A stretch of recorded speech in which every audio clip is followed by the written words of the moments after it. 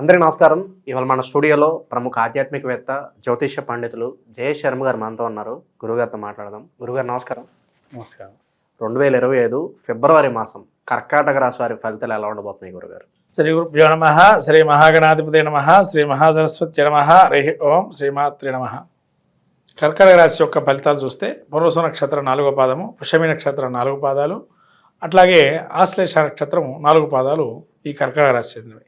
కర్కాటక రాశి యొక్క గ్రహస్థితి చూసినట్టయితే తృతీయంలో కేతువు, అట్లానే అష్టమంలో వీరికి సప్తమ స్థానంలో రవి, తదుపరి అష్టమ స్థానంలో రవి, బుధుడు, అలాగే శని వీరికి అష్టమ స్థానంలో సంచారం, భాగ్యస్థానంలో శుక్రరాహుడు సంచారం, ఈ యొక్క ఏకాదశంలో గురు, ద్వాదశంలో కుజుడు వక్రీకరించున్నాడు. ఈ గ్రహస్థితి చూసినట్టయితే వీరికి 12లో కుజుడు వక్రీకరించున్నాడు కాబట్టి వీరికి ధనయోగం కానీ లేకపోతే స్థలానికి సంబంధించిన యోగాలు ఏవైతే ఉన్నాయో కొన్ని స్థల యోగాలు కానీ అవి చాలా బాగున్నాయి. అట్లా తృతీయంలో కేతు ఉండడం వల్ల సొంత వారే కొన్ని ఇబ్బందులు పెట్టినా మళ్ళీ వీళ్ళు ముందరికి వెళ్ళిపోయే అవకాశం ఉంటుంది. వాళ్ళతో కూడా మంచి సావాసంగా ఉంటుంది ఈ సమయంలో.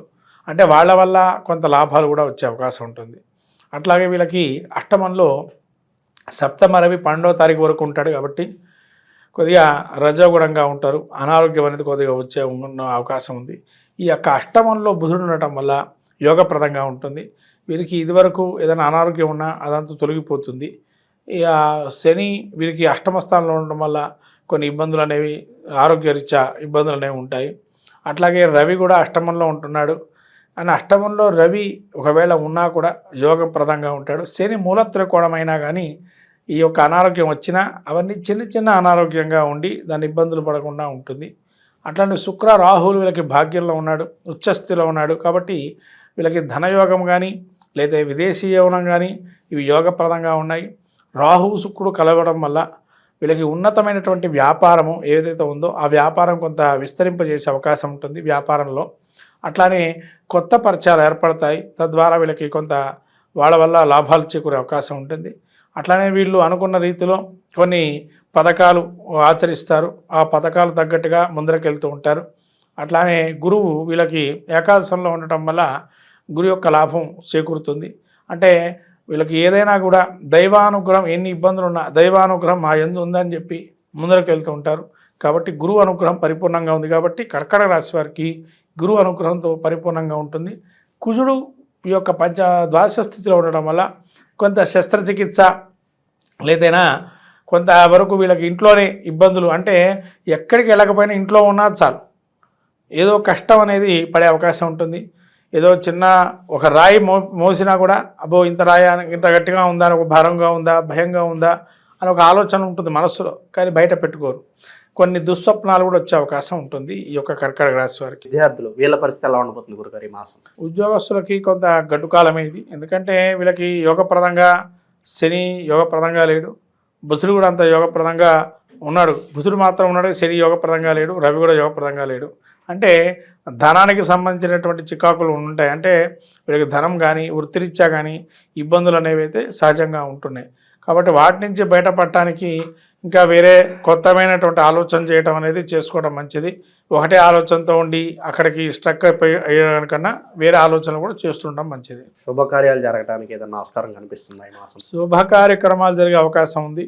కాకపోతే ఏంటంటే వీరికి 12లో కుజున్నాడు కాబట్టి రూపాయి పెట్టాల్సిన చోట 2 రూపాయలు పెడుతుంటారు శుభకార్యం అయితే చాలని. కానీ అది భారంగా మారుతుంది. అయినా కానీ శుభ కార్యక్రమాలు వీళ్ళకి వెనకాడరు, ముందరకు వెళ్తారు, ఖచ్చితంగా జరుగుతాయి. వైవాహిక జీవితం అలాగే సంతానం సమస్యలు కొంతమంది ఉంటారు, అటువంటి వారికి ఎలా ఉండబోతుంది గురుగారు? సంతానం సమస్యలు ఉండేటువంటి వారికి ఏదైతే ఉందో కొంత ఇబ్బందికరమైన వాతావరణం ఇంకా వీళ్ళకి.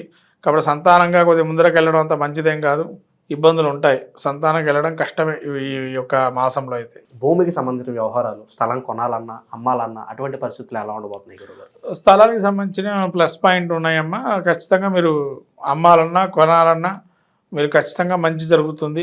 ఎందుకంటే కుజుడు అనుకూలంగా ఉన్నాడు, గురుడు అనుకూలంగా ఉన్నాడు, బుధుడు అనుకూలంగా ఉన్నాడు.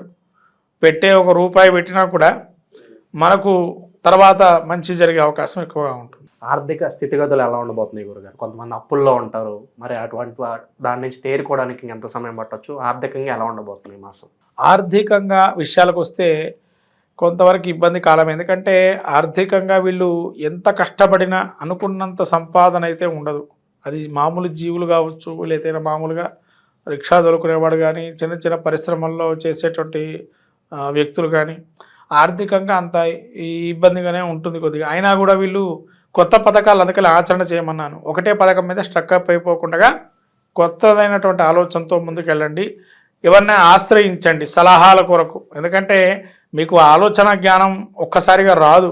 ఎవరినైనా సంప్రదిస్తుంటే ఖచ్చితంగా ఆలోచనలు ఉంటాయి. ఖచ్చితంగా ముందరకు వెళ్తే మంచిది. విద్యార్థుల పరిస్థితి ఎలా ఉండబోతుంది? పోటీ పరీక్షల్లో మంచి ర్యాంకులు సాధించాలి, విదేశాలు వెళ్ళాలనుకుంటూ ఉంటారు. అటువంటి వారి పరిస్థితి ఎలా ఉండబోతుంది? విద్యార్థులకి మంచి యోగం. ఎందుకంటే బుధుడు యోగప్రదంగా ఉన్నాడు, శుక్రుడు యోగప్రదంగా ఉన్నాడు, గురువు కూడా యోగంగా ఉన్నాడు. అంటే శుభులు చాలా బాగున్నారు ఇక్కడ. రవి, ఈ శుక్రుడు, గురుడు, అట్లానే రవి కూడా సహజంగా పాపైనా కూడా వీరికి యోగప్రదంగా ఉంటున్నాడు. కాబట్టి విద్యార్థులకి మంచి దశ. విద్యార్థులకు ఎటువంటి ఇబ్బందులు లేవు. ముందుకు వెళ్తే చాలా మంచిది. ఇంకా మంచి ఫలితాలు పొందడానికి కర్కాటక రాశి వారికి ఏదన్నా రెమెడీస్ ఉంటే తెలియజేయండి గురుగారు. వీళ్ళకి ఎక్కువగా ఈ యొక్క సరస్వతి ధ్యానం చేయటం, అంటే మనకు మాఘమాసంలో సరస్వతి ధ్యానం పుట్టినరోజు వస్తుంది కాబట్టి అందరికీ పుస్తకాలు దానం చేయటం మంచిది. ఏదైనా పుస్తకం, మంచి పుస్తకం చదువుకునేట్టుగా ఎవరైనా ఉంటే, అంటే పుస్తకాలు ఖాళీ పుస్తకాలను కాదు, ఏదో చదువుకునే పుస్తకాలు ఎవరైనా ఉంటే దానం చేయటం, పిల్లలతో దానం చేయించడం, లేదైనా సరస్వతి హోమం చేయించటం. తర్వాత మీకు అవకాశం ఉంటే ఎక్కడ దగ్గరలో పౌర్ణిమ రోజు అమ్మవారికి శ్రీచక్రార్చన చేయటం కూడా, అదేమన్నా ఉంటే కనుక మంచి చేరు అవకాశం ఎక్కువగా ఉంటుంది ఈ యొక్క రాశి వారికి. మనకు రాబోయేటువంటిది ఈ మాఘమాసం, ఫిబ్రవరి నెల. ఈ మాఘమాసంలో అందరికీ తెలిసినటువంటి ఉత్తరాయణ పుణ్యకాలం వచ్చిన తర్వాత మొదటి శుభమాసంగా అందరూ మాఘాది పంచమాసాలు పెళ్లికి కానీ శుభ కార్యక్రమాలకు కానీ చాలా ఉపయోగకరంగా అనేకమైనటువంటి పుణ్యమైనటువంటి రోజులు ఉన్నాయి. ముఖ్యంగా చెప్పాలంటే సంతానం కోసం ఎవరైతే వెయిట్ చేస్తూ ఉన్నారో వాళ్ళకి చాలా అద్భుతమైన మాసంగా మాఘమాసం చెప్పబడింది. ఎందుకంటే శివమహాపురాణంలో చెప్పబడిన విషయాలు మీకు కొన్ని ఇప్పుడు చెప్తున్నాను ఈ మాఘమాసంలో విశేషం గురించి. ముఖ్యంగా భీష్మ పంచక వ్రతం. ఈ భీష్మ పంచక వ్రతం ఏదైతే ఉంటుందో, ఎవరైతే సంతానం లేనటువంటి వారు భీష్మ పంచక వ్రతాన్ని ఆచరిస్తే కనుక సంతానం కలుగుతుందని శివమహాపురాణంలో తెలుపబడింది. అట్లానే మనకు పుత్రదా చతుర్థి అని చెప్పి ఒకానొక చతుర్థి తిథి కూడా ఈ యొక్క సమయంలో వస్తుంది. అంటే సంతానం అటువంటిది ఎవరికైతే చాలా ఇబ్బందులు పడుతూ అనేకమైనటువంటి వైద్యంలో కూడా సంప్రదిస్తూ ఉండేటువంటి వారికి ఈ యొక్క మాసం మీరు ఏదైతే అనుకుంటున్నారో ఆ సంతానవంతులు కావాలనుకునేటువంటి వారు ఈ భీష్మ పంచక వ్రతాన్ని ఆచరించడం ద్వారా ఖచ్చితంగా కలుగుతుంది. అలానే మనకు పితృ సంబంధమైనటువంటి ఏదైతే మనకు పితృశాపాలని అంటాము, ఇటువంటివన్నీ కూడా మనకు ఈ మాఘమాసం పౌర్ణిమ మహామాఘి అని కూడా అంటారు. కాబట్టి ఈ మహామాఘి ఏదైతే ఉందో ఈ మాఘమాసంలో వచ్చేటువంటి పౌర్ణమి రోజున ఎవరైతే ఉపవాసం చేసి లలితా సహస్రనామం పారాయణం చేసుకొని నవనీతాన్ని కానీ పాయసాన్ని కానీ చంద్రుడికి సమర్పించి అమ్మవారికి ఉపవాసం ఉన్నట్లయితే ఖచ్చితంగా ఆ విధంగా మనకు ఉత్తర పీఠిక, లలితా సహస్రనామాలు ఉత్తర పీఠికలో ఉంది. ఆ ఉత్తర పీఠిక మీరు చదువుకున్నట్లయితే ఖచ్చితంగా ఎన్ని సంవత్సరాలు కానీ ఎన్ని నెలలు చేస్తే ఈ ఫలితం వస్తుందో కూడా చెప్పబడింది. అలా శ్రీచక్రార్చన ఇవన్నీ కూడా ప్రాముఖ్యంగా మాఘమాసం చాలా విశేషమైనటువంటిది. అట్లాగే మీకు ఈ భీష్మ ఏకాదశి అని, అట్లానే మనకు మహామాఘి అని, మహాశివరాత్రి, ఇలా పర్వదినాలన్నీ కూడా ఈ మాఘమాసంలో వస్తాయి. కాబట్టి ఈ ద్వాదశ రాసుల వాళ్ళందరూ కూడా ఈ మాఘమాసంలో కూడా అనేక పుణ్య కార్యక్రమాలు నెరవేర్చుకొని, అందులో మాఘ స్నానం అంటారు. ముఖ్యంగా మనకు మాఘ పురాణం కూడా ఉంది. అంటే పద్మపురాణ అంతర్గతంగా ఈ యొక్క మాఘపురాణం కూడా ఉంటుంది.